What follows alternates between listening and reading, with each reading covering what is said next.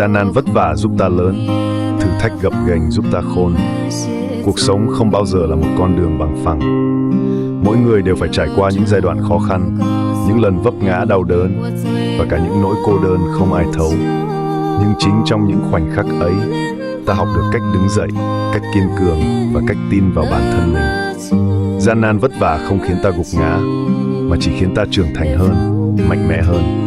Những thử thách gập ghềnh không cản bước ta, mà lại là bài học quý giá, giúp ta nhìn nhận cuộc đời bằng con mắt khôn ngoan và sâu sắc hơn.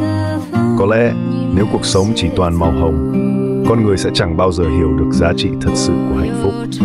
Chính những ngày mưa mới khiến ta biết trân trọng ánh nắng. Chính nỗi đau mới giúp ta biết yêu thương nhiều hơn.